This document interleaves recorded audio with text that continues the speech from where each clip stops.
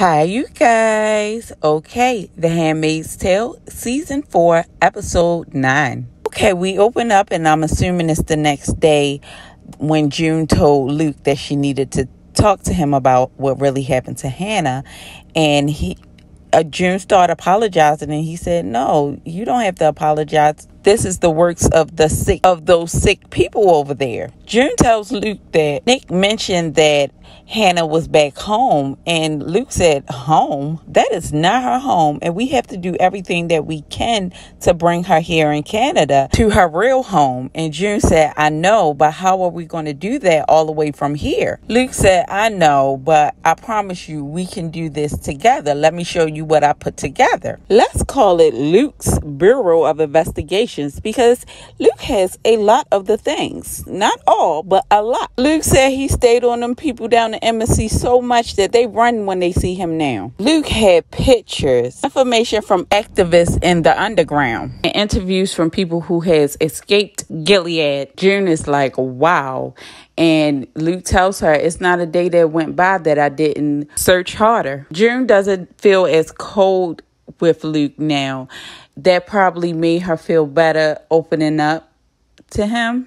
I'm sure it did. Maura comes in and she's like, "Hey, what's all this stuff out? Why you got all this stuff out?" So Luke is explaining to her, like, "Yeah, I got a VIP in here. I might as well take advantage of it." And Maura tells June, "Yes, you got some very important people in your pocket. You need to use it to your advantage." And June says, "Yeah, I will." Did y'all peep that look that Maura gave June? It looks like Maura's like, yeah, June is about to turn into a monster. All this power just might go to her head. I don't know. I'm just saying. Maura leaves out to do her thing, and Luke tells June what they're going to do is start going door to door looking for supporters. And next, so June asks Luke, "Well, who in Canada has the best resources?" Luke said, "In Canada, no one." And then June suggested, "Well, what about someone new in Gilead?" And this leads her to a phone call with Commander Lawrence. Commander Lawrence said, "Hello, June. Hello, Canada." He's no dummy. He knows that the Canadian government is on him, as they were, because Mark is here and he has all the recording in place and everything. June asks him, "How are you?" He said, "Peachy. The weather here is gorgeous. What do you want?" So June gets right to it. She said, "I need Hannah." Commander Lawrence is like, "Again with this?" And June said, "This is my daughter." And he said, "Yeah, you're mother of the year. What a nightmare you've been to the poor girl. Just leave her alone." June tells him no, she needs to be in Canada with me and her father. Commander Lawrence said, "Does she, June? Does she really? She has a lovely home. It's all she knows, and you just want to rip her out of there?" This is what angers me about Commander Lawrence, because he should have known. He knows June. June does consume people. She has a way of consuming people. But he should have known that June isn't going to stop. She did all of this in the honor, basically, of her daughter, the fight to get back to her daughter. So he should have known that this was coming around the corner. June tells him, "Look, nobody is going to love Hannah the way her parents are going to love her." And he tells June, "Your love fucks people up. Fountain of heartache and trouble." And sometimes this can be true about June. Speaking of which, Commander Lawrence tells June that they found the girl with the eye patch. And she's like, "Janine?" And June is like, no. And he's like, "You should be happy for her. She get 3 hot meals a day, protection, and Aunt Lydia to tuck her in bed at night." And June is upset about this, like we all are, because Janine initially made this decision to stay back with Steve. But because of her love for June, she decides to follow June, which ultimately led her to her capture by Gilead. That's fucked up. Mark gives June the cue to wrap it up. So June says to Commander Lawrence, look, the Americans wanted to offer Commander Lawrence a deal, some type of deal in Canada's trade agreement, Gilead, if Commander Lawrence decided to help. Commander Lawrence, he chuckles at that. He laughs at that. He said, the Americans don't have a pot to piss in and they still want to boss around Canada. Commander Lawrence said, nope, got to do better than that. Says to June, I'll tell you what, I heard a lot of them babies down there, they're going through a hard time. Bring 10 of them back and I'll return Hannah. So June like, no, you know they're not going to let us do that. And he said, what? Like, at least let's try to bargain with this.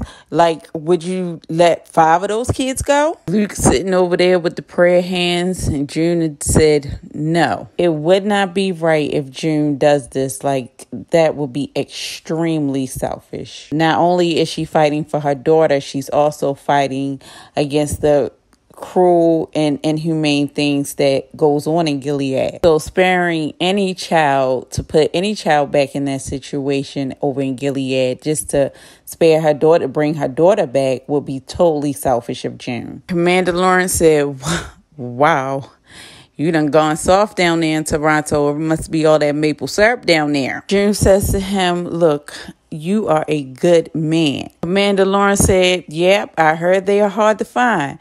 But let me tell you something. I'm not the one to be starting no trouble up around here right now. June said, I promise you we'll do whatever it takes to protect you. He cut her off. He said, look, June, you're free. Be grateful and move on. And he hangs up on her, and then he says, if you can. And Commander Lawrence, you know she can't. More and more, I'm starting not to like Commander Lawrence. Okay, over at the Red Center, Janine is on her knees, scrubbing them damn floors with her aunt standing right above her like, damn, auntie, you got to stand right there and watch me. Like, you could be doing something else. In comes Aunt Lydia, and she's straggling along Handmaid. And she said she puts her at the table with her food, and she tells her, you have a second chance to atone for all the terrible things you have done. And when the girl lifts her head up, it's little Big Mama, Esther. Aunt Lydia says to Esther, now be a good girl and eat. And Esther is just sitting there with the mean face on. You know, she got this Betty Badass persona. Esther is basically saying, I'm not eating shit. Aunt Lydia gets to starting with that Gilead talk. Esther, it is so hard to be good when you learned bad things. You must cleanse yourself of all those corrupting influences. And we know she's talking of June. She tells Esther, you must be strong. So Esther looks up to Aunt Lydia. She gives her a little smile, and she pushes her tray of food over. So now the guards are dragging her off. Aunt Lydia tells Janine to clean up Esther's mess, and she thanked Janine, and that was a first for her. I mean, I can't remember her ever showing her gratitude towards the handmaids. That's still not enough for me. I need Aunt Lydia to really get what she deserves. I mean, she's the reason that Janine's eye is out. I don't like that. Praise be, Serena and Fred is having themselves a little baby shower down at the Jailhouse Luxury Suites. As simple as supporters been sending them little gifts and things that would be contraband in Gilead, like a little jersey. Where they do that at in Gilead? That baby can't wear that jersey. It's just funny how people will jump on a bandwagon with things and not know the full extent to it. Because a supporter that really supports it, that really admires their customs and things, they would really know the full extent of it. Serena is feeling a little down because she feels like this isn't the baby shower that she imagined that she would have. And Fred said, well, you know, it may not be the one that you wanted, but it's the one that you got. And be happy. Our baby inspires people. He passes her one of the baby shower cards, and Serena's like, oh, reading is acceptable now. Fred is like, yeah, I did my fair share of mistakes. He tells Serena, but we must go on. You have to raise that little boy. We need to spread the Lord's word. He said, you know what? The world needs to hear your voice again. He suggested that Serena should write another book. OMG.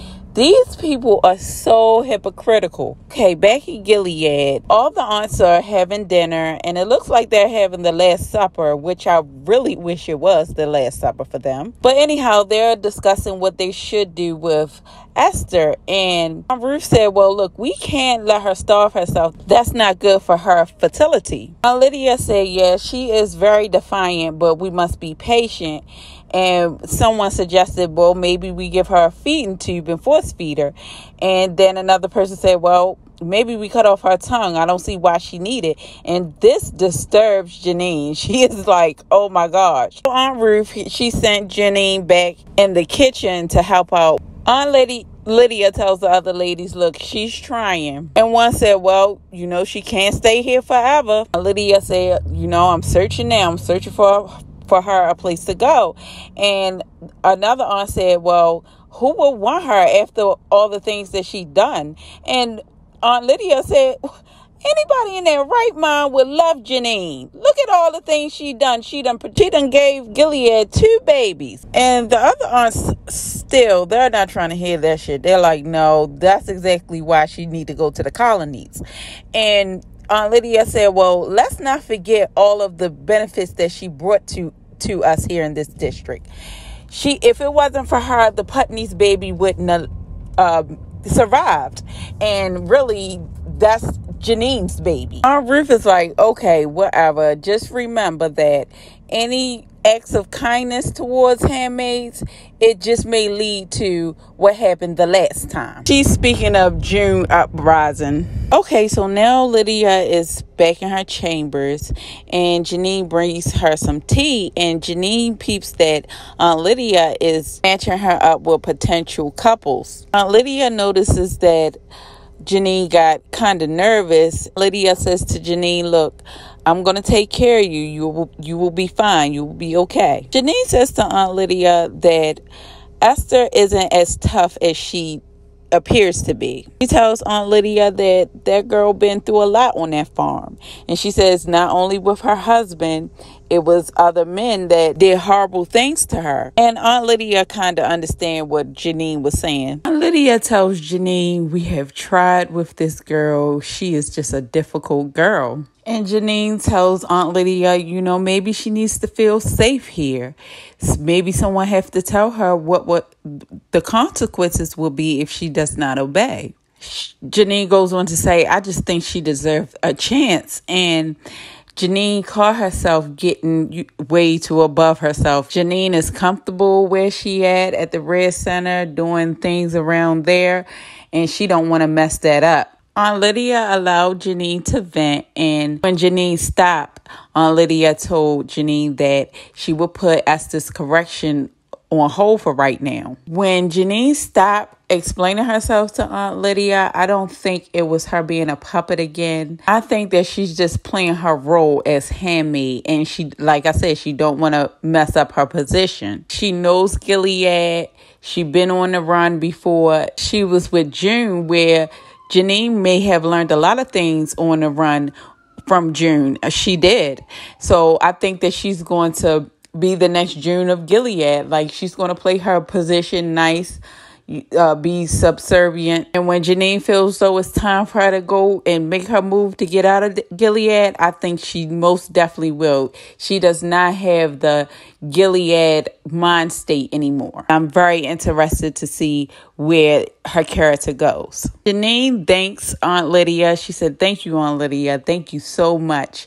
And I don't think this is naive, immature Janine. This is a experienced Janine. Aunt Lydia then tells Janine, perhaps you will benefit from your unique perspective. We know that Janine came in as a hurricane. That's how she lost her eye. So this is good that Aunt Lydia is pairing the two up. Well, shit, it may not be. She tells Janine, why don't you two have breakfast tomorrow and you have a little chat with her?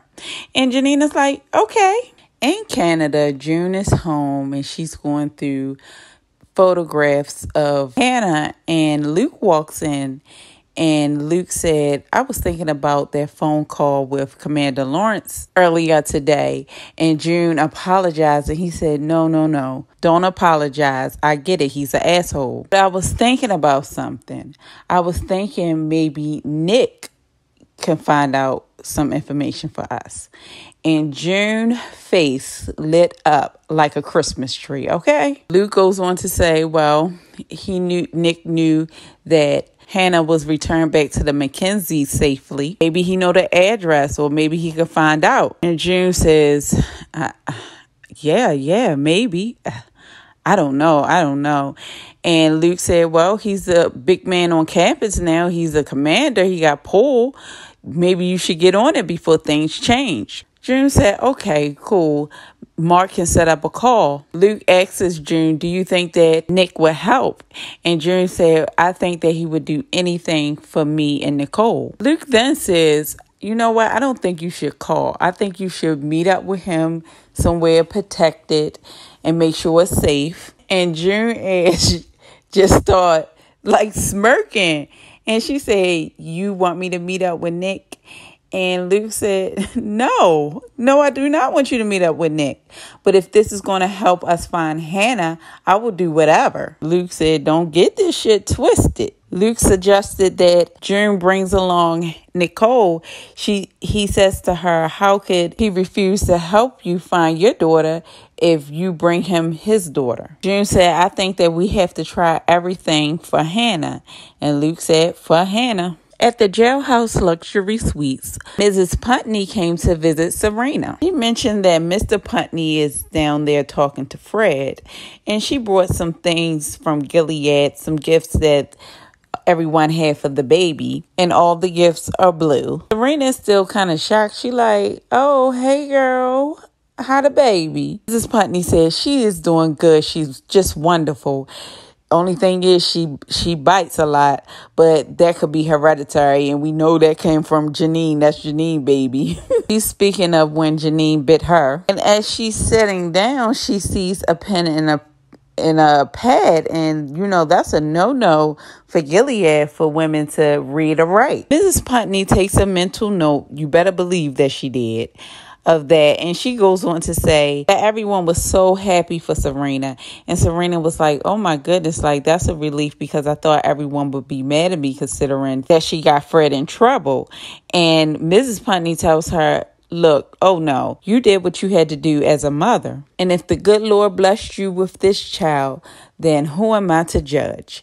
And Serena thanks her, but she like, yeah, bitch, yeah, right. Mrs. Putney tells Serena, look, if this ordeal isn't over by the time you have the baby, I want you to know that we will take him in and raise him in our home. I mean, you don't want people in Canada to raise your baby. That's a Gilead baby. I mean, he would still be yours, of course. That's if you are released. This is the moment that Serena realizes they pulling a me on me.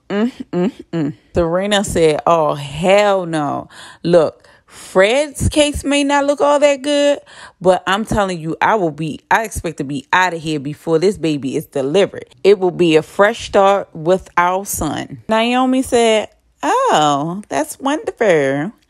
But both of you need to be back in Gilead. So Serena said, well, I don't think the commanders think the same way. Naomi said, nonsense. Like, you're going to be a hero when you return with your child. Yeah, fucking right. Now, over here with Mr. Putney and Fred. Mr. Putney done broke out the cigars to celebrate the baby and everything. And Fred is like, yeah, this is cool and all, but I must say these for my brothers back home. Mr. Putney is like, we're so glad for everything that you're doing for Gilead. Fred said, from God I draw strength. I feel him with me every moment. But I can't say the same about my fellow commanders. So Mr. Putney is like, you know what? I'm sorry, my man. It pains me knowing your situation, Fred, but we had priorities. The damage done with all those children stolen and all, it's just been a lot. He goes on to say, look, I put in a request to retaliate, but all of us old war horses around there, I had no luck. Fred said, has there been any negotiation on my behalf? And and Mr. Putney looked like, negotiation? What? such as, and Fred said, like, such as trading a prisoner for me, advance more humanitarian efforts, something, help me. Mr. Putney is like, no. If we negotiate, we embolden more kidnapping. Gilead is telling Fred, fuck everything you done did for us. We will keep you in our prayers. This is the Gilead way. Remember when they was forming Gilead, they wanted no emotional attachment. So Fred, why would they give a fuck about you? Having emotional attachments. If you got lost, hey, you just got lost. Oh well. It's the next morning and Janine takes Esther breakfast like Aunt Lydia suggested. And when she gets in there and Esther turns around and see Janine, she's like, I knew that you would come. And Janine said, eat up. I almost starved in Chicago. And so Esther's like, Chicago? How was it? Was June with you? Janine said, we took a train. Some people took us in. Then we were bombed. It was scary. And I was kind of relieved when they found me, even though I have to come back here. Life on the run is hard. Esther says it's nothing worse than here. Is June still in Chicago? Janine tells her, look, forget about June. She's not here. We are. If you keep misbehaving, there will be consequences. So you have to eat. And not only for me, for them too. So little Big Mama is like, oh, no. You ain't come here on your own. They sent you. Now go on ahead and tell your aunties. I don't care what they do to me. Janine tells her the harsh reality. Yes, you do. You will not die. And they will keep on doing horrible things to you. They are trained to do so. What you need to do is take care of yourself. So when things get better, you'll be around. Remember, this is almost the same thing that June told Janine that time when Janine was on the bridge with her baby that she had for the Putneys. June said almost the exact same thing to get Janine to give her the baby. June is packed and ready to go. She has her Gilead red coat on, and Nicole is dressed in her Gilead girly pink. And she knows what her boo likes. You know, she know what Nick is attracted to. And Mark tells her that the officers will stay a distance behind, but to make it brief. And Luke is helping her in the car, and she told him not to worry, but y'all know that he can't help it. June is headed to Gilead. Up the road she goes. And I know her love below is just a tingling, okay? As soon as June pulled off, she was smiling ear to ear, okay? She loves herself some Nick. June arrives at the safe house, and she has baby Nicole strapped in a stroller. Personally, I never pushed a baby stroller in the snow, and I don't think I ever would. The resistance seems like it would be hell, okay? Anyway, June is looking around for Nick. She's waiting. So Nick comes out and he says June. And June became alive, okay? He wasn't even that happy to see Luke. Nick says to her, freedom agrees with you. And June is just a blushing. He asked him how was Gilead treating him. And he said, I'm hanging in there. June said, poor choice of words. Nick greets Nicole and he can't believe how big she gotten. June tells Nick that Secret Service is with her and that she won't have long to stay. So they go inside and June wastes no time to get to the point of it. June says to Nick, I don't want to put you in a situation, but if there's any information that you can find out about Hannah, and Nick cuts her right off. He says to June, I knew once you made it to Canada, you would be searching, so I put together this for you. And he passes her a file with a lot of information. He had information on where Hannah goes to school. And side note, I thought that females couldn't be educated in Gilead, but he did say that she was in domestic art school, so maybe that's what they call or refer to as school. Hannah and the people taking care of her now lives in Colorado, and he also has some friendlies take some pictures of her. I don't know what the hell is friendlies. Tells June that getting her out is impossible. It's too many guardians around those parts, and to let him know if it's anything else that he can do on his end. And June is floored. She is overwhelmed with all this information. Now, my girlfriend said that Nick outdid Luke. I don't know what y'all think, but I look at it like this. Luke was in Canada with no direct access or connection with June or Hannah. Luke did everything that he could possibly have done with the information that he had access to, and I feel like he did a great job. Nick is in Gilead. He's a commander now. After he used June's daughter against her, that's the least his raggedy ass could have done. Some would say that Nick is just doing his part in Gilead, but it's complicated. I do understand that pre-Gilead, Nick was struggling with job placement, down on his luck, which made him an easy target when a future Gilead commander approached him and asked him to be the driver, if you can remember. Nick went from being a driver to a guardian to the eyes, and now a commander. So Gilead was pretty much good to him. My problem is I don't know Nick's true character, or is it just that he's a flip-flopper? Honestly, that's what make me think that Nick, he's not right, because I'm like, okay, play the part with the commander and the other people of Gilead, but make it clear to June where you stand. I felt like Nick should have, if he really loved June, he would have been on the run with her. Here he goes. Nick says to June, we should have ran away a long time ago. June says to him, yes, we should have went to that beach in Hawaii. Yeah. Coulda, woulda, shoulda. But what have you done for me lately? Well, I guess y'all can say that envelope full of information on Hannah. But that's just not enough for me. You know, he was with them people when they went and got Hannah and brought her back to June and used her daughter against her. He was about to let her go to the breeding colonies. Like, that's not enough for me. I'm just not feeling Nick at all. Anyway, they're embracing a kiss, and I really thought it would go farther. I'm shocked that it didn't. June brought Nicole over to where they were at, and now they have the perfect family picture, you know, that what if. All it is just imagery. I do not see June ever being with Nick, truly. And really, I don't see her being with Luke. You know, she grew out of the old June so long. She's so far away from that. I don't see her and Luke making it. Nick brought Nicole a little Gilead doll, and I guess the thought was nice, but if I was June, I would ask for child support. Nick is now seeing June off, and they kiss again. Okay. And then he tells June to take care of herself. And as June is walking off, blushing ear to ear, Nick puts on his wedding ring. And I don't understand why he held that from June, because he is a commander.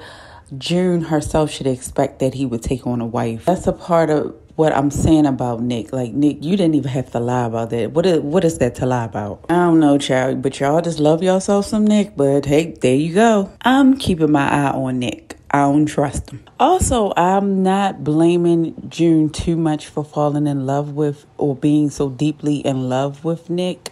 Nick is, you know, when Nick is like the bad boy that you go chasing after, or if you ever chased after a bad boy, you know, you can see all those red flags and mistake them for Six Flags, okay? Nick is more familiar with this new June. Nick knows June better than Luke as of right now. And June is trying to figure this all out. Yes, Luke is her husband, but let's be honest, June is not what Luke knew pre-Gilead, you know, so she's a totally different woman. I don't think he can handle her. Luke needs to move on with his life, and, you know, that does not say that just because you're moving forward in your relationships mean that he has to end the fight with finding Hannah. That doesn't mean that. And we see as June is leaving and she's driving up the road, all types of different emotions is going through her, which is to be expected, but it shows what she really has the hots for. Okay, down at Jailhouse Luxury Suites, Serena and Fred, they are in the chapel,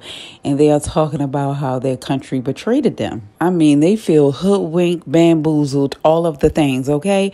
So Fred is like, my son Freedom will sustain me. Serena had to let him know, look, Gilead can take your son and make him property of the state. A single mother alone. Side note, I was wondering what was Serena gonna do. Was she really gonna go back to Gilead? Because they have not touched on single mothers or mothers that husbands pass away. What would they do with that wife? And on top of that, Serena was the reason that Fred was captured anyway and brought to justice anyway. Oh, no. So Fred asks her, Naomi told you that? And Serena explained to him, not exactly, but I know they will. They'll send me to the colonies. They can make me a handmaid. I really hope they do. However, Fred is like, oh, hell no, they won't. I'll do whatever I have to do to protect you. Serena's like, what the hell are you going to do behind these walls? So Fred tells her, look, don't count me out just yet. Hold on. Just hold on. Okay, over at the Red Center, Aunt Lydia is talking to Aunt Ruth and another aunt. And here comes Janine and little Big Mama, little Esther. They walking down the hall. I said, these two are going to be up to so much good in a bad way. Next season, I can see it now. Shit, I really hope they start off next episode. Give us something good to leave out on, you know? Just this walk up the hall tells it all in my eyes. So the girls, they approach the aunties, and Aunt Lydia is like, blessed be the fruit. And Esther said, may the Lord open up. Aunt Chlamydia is impressed. You can see Janine is kind of coaching her on the side. Aunt Lydia then asked, did you enjoy your breakfast? Esther said, yes, and I'm thankful for the Lord for his bounty, Aunt Lydia. Aunt Lydia is like, oh my goodness, this is so beautiful. I don't have to even do anything heinous to this girl. So she said, praise be. She gives Esther a kiss, and then she gives Nina a kiss on the forehead, and she tells her thank you for being useful around here. Aunt Lydia, she's looking at the other aunts like, I told you so. Nina and Esther go on about their business, and Aunt Lydia is just gloating now. She's like rubbing it in their face without saying anything. And she tells the aunts, Tadwaddle is a affront to God. But wasn't we just up here all talking? I'm telling you, these Gilead people bring up the word when it fits them, okay? Oh, and I wanted to mention this about Janine. This is what I was saying when I said previously before that Janine needs to take accountability. I see her taking accountability. When I still kept asking about where's June this and June that, and Janine is like, look, leave June where she's at. We're here right now. We have to take care of ourselves. And going forward, I am very much looking forward to Janine character development, because I think that she's a wiser, mature Janine. Also, we know that Janine has that twisted side, which she's going to need in Gilead. Okay, June has came back home from her trip, and Luke was waiting for her on the porch. Okay, I would have been like, Luke, it looks like you done sat there the whole time. I wouldn't be surprised. Anyhow, when June pulls up and she's looking at Luke, I was reading off her face, this motherfucker here. But that could just be me. Anyhow, they go in the house, and Luke is he is overwhelmed with everything. He's looking at the pictures, and he is very emotional, which any parent would be. Luke asks Mark, so what's next? And Morris said, yeah, because it looks like you have a good man in Gilead now. And Mark said, well, actually, we have a Gilead Connect right in Toronto. We know how the system operates, and he can advise us. So Luke said, great, who is it? And Mark said, Fred Waterford. Excuse me, what? Mark said he agreed to give us all the knowledge, all the information about Gilead, all the top players, future plans, the works, baby, okay? June asks him, so why the fuck would he do that? And Mark said, in exchange for his freedom. Morris said, you made a deal with the devil. And all Mark can say is, I understand why you're upset. And he tries to hightail out of there. And Luke said, upset? It's because this is bullshit. So June said, you knew that my testimony would spook him, and in return, you flipped him. And side note, this happens all the time, guys, all the time. This is nothing new. I knew that Fred and Serena would get out. I didn't know how. I was just more interested in how, because I knew that this wouldn't be the end for Fred and Serena. I just knew that. I told you testify so the world can hear your story. Sometimes you have to let one fish go so you can catch a multitude of fish. Tells June to come down his office tomorrow and they'll go through it together. So he just walks out. I do understand kind of what Mark and Canada government is saying, because if they lock up Fred and Serena, that will be it, right? Most likely Serena isn't going to talk. Fred isn't going to talk without any type of deal. So what else would they have? They would still have Gilead running. It just would be Serena and Fred is this lockdown. So them doing this it would kind of be better in the long run. Mark exits outside of the house and Mara's like, "Could you believe that?"